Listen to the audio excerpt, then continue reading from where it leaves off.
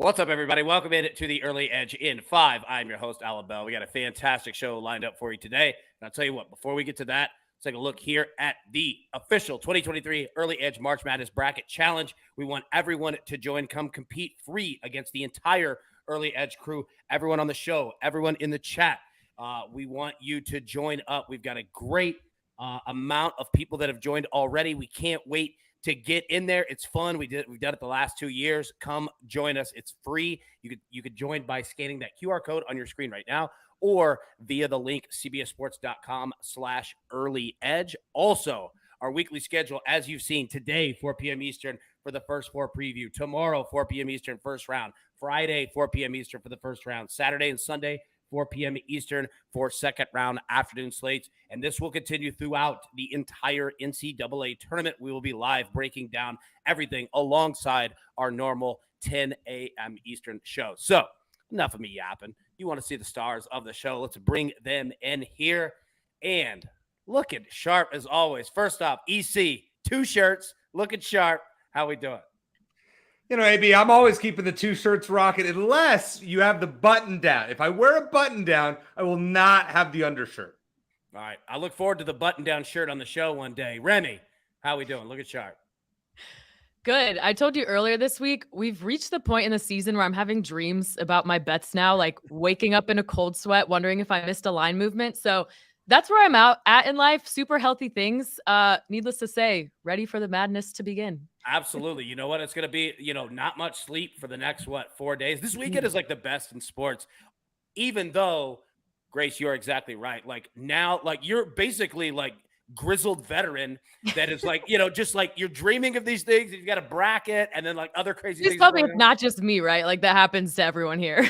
Oh, yeah. No, for sure. Like I don't know about that. I don't dream about my bracket because I already know it's probably going to lose. I dream about other things like undershirts. Yeah, there you go. That's what you want.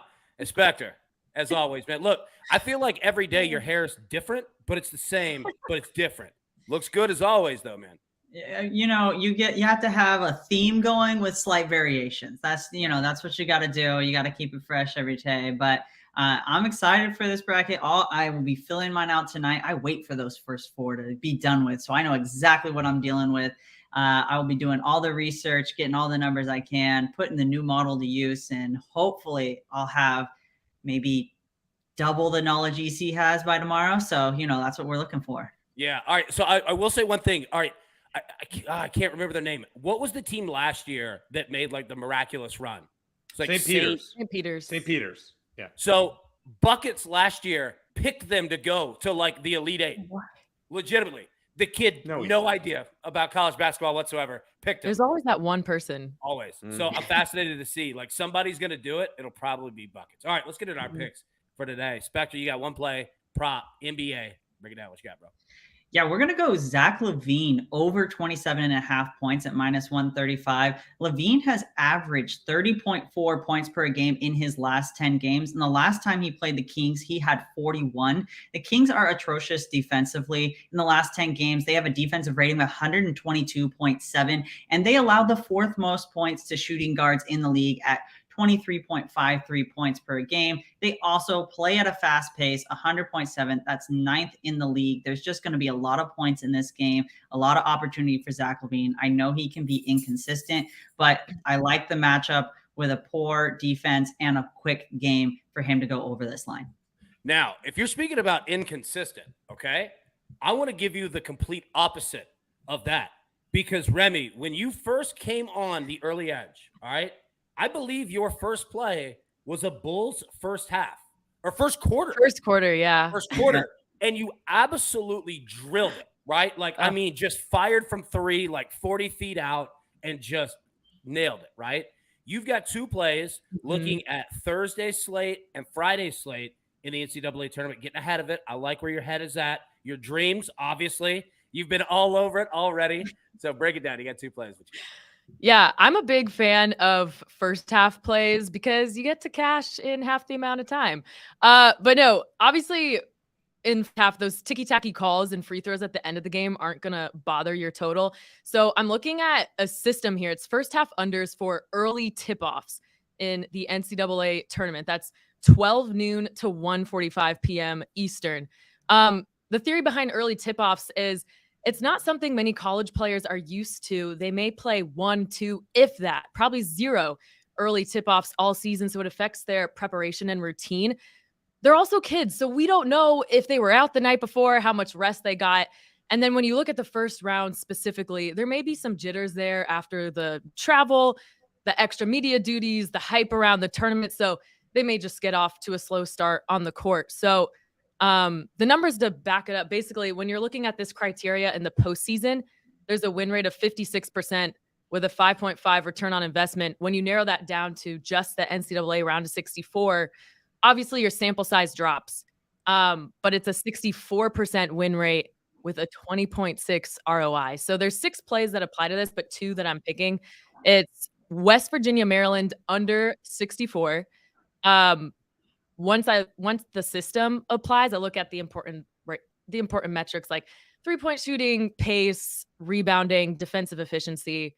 All of those check out for them. And then USC, Michigan State under 64.5 on Friday. Again, the same metrics look good there. So this is a system you can apply to the whole tournament and the NIT as well. So keep that in mind.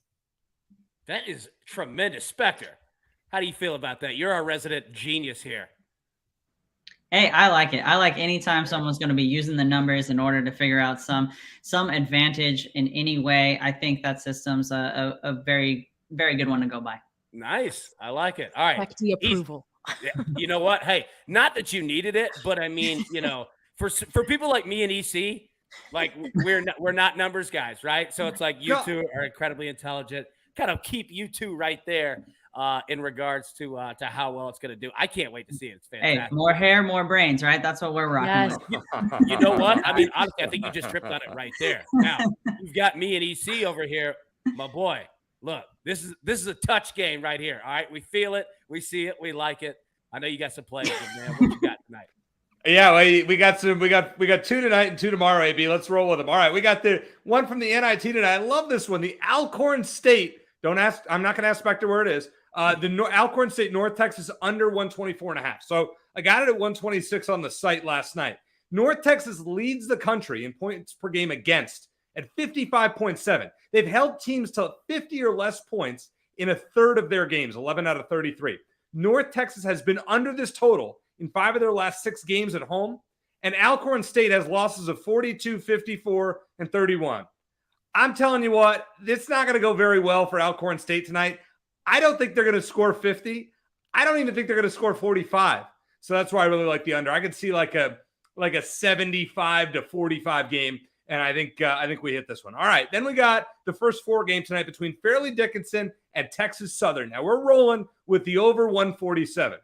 I know what we saw yesterday from the A&M Corpus Christi game where that one didn't go over and whatnot, but Fairly Ridiculous, as I like to call him, is averaging nearly 78 points a game.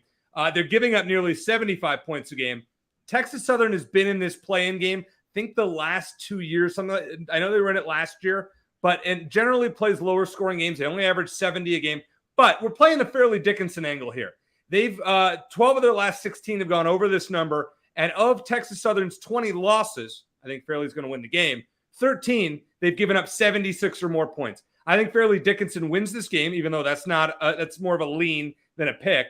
And I think that they score over 80 tonight. Just a hunch play. Okay, then we have 2 plays for tomorrow. I'm going to take one out of the Grace playbook. We're going to talk about the West Virginia-Maryland game. I'm rolling with Bob Huggins in West Virginia. So you know that Maryland has not won a game away from home since November unless it was against Minnesota. Minnesota was the worst team in the Big Ten. They don't count. So basically, Maryland doesn't know how to win a game away from home. West Virginia won a couple. They beat Iowa State and Texas Tech twice away from home since January. So we're going to go with that. It also doesn't help that Maryland coach Kevin Willard 1-5 in his NCAA tournament career, while Bob Huggins is 4-1 at West Virginia in first-round games. We're going to take West Virginia to cover that slight amount. And then finally, we got this Alabama against Texas A&M Corpus Christi. I know they were my only win last night. It was a rough one for me in college basketball, but they were terrible. I mean, awful. Do you know what Alabama's going to do to them tomorrow? 24 points, that's it. So A&M Corpus Christi played exactly one team that was like a real team this year. Sorry to those who aren't. and that was the University of Arizona, where they lost by 38.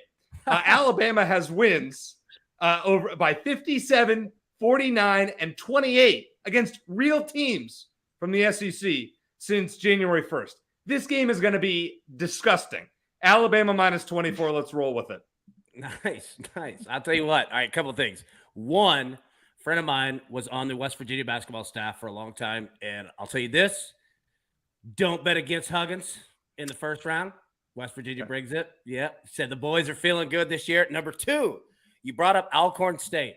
All right, so I'm here in Nashville, same as Remy here. The best player to ever play football for Alcorn State had a Nashville connection. Yes, he did. Can you name him? Steve McNair. There we go. All right, Steve. Come on. You're giving me, coach is giving me, I was on the early wedge asking me these hard questions. Come on, AB. That was an easy one. Look, let me say this. You know the rules when I host, all right? One, there are no rules. And two, it's like when a substitute teacher rolls in the TV. You know what I mean? And like you're watching a movie or something. But it's going to be an easy class. God. Yeah, look, I'm trying to do the least amount as you guys are as well, right? If you were, the students, like we would actually just be watching basketball tomorrow. That's what we'd be doing in class. And we'd have Remy come in and like break down return on investment. So, I mean, we're going to learn either way. All right, before we get out of here. Yeah, absolutely. Before we get out of here, any thoughts that you all have on anything in regards to really the next 2 days, 4 days, NCAA tournament, could be brackets, could be anything, any games that you were looking at, maybe almost made a bet but didn't. And I'll start it with mine. It's fascinating that like betting the NCAA tournament, like everyone, I want you to understand that think about brackets.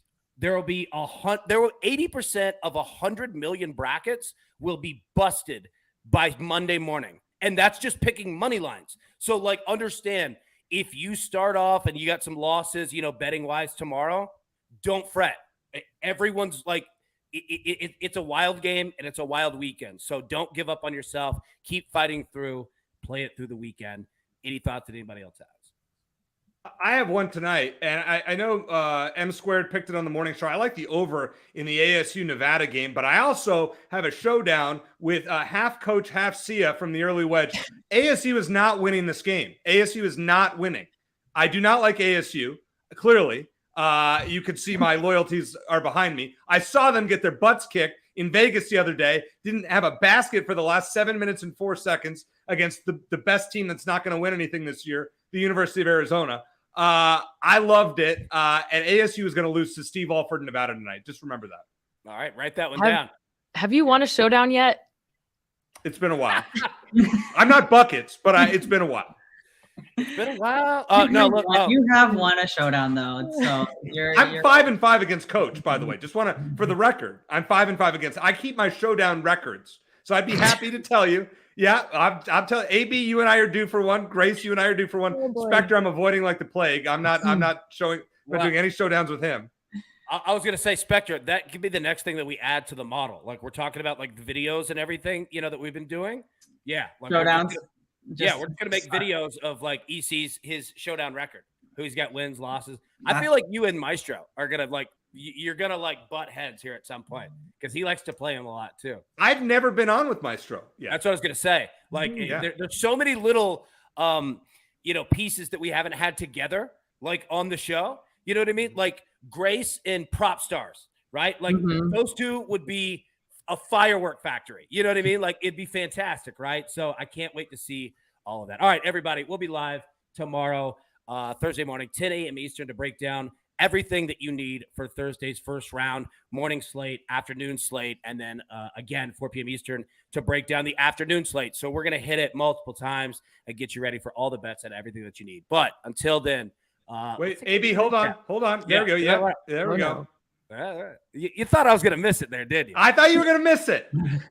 Hey, look, I'm a substitute teacher, but you know what? Hey, we still at least get the job done. All right, speculators on Zach LaVine over 27.5 points. EC is on Alcorn State, North Texas, under 124.5. Fairleigh Dickinson, Texas Southern, over 147. West Virginia, -2. Alabama, -24. Remy is on West Virginia, Maryland, first half, under 64.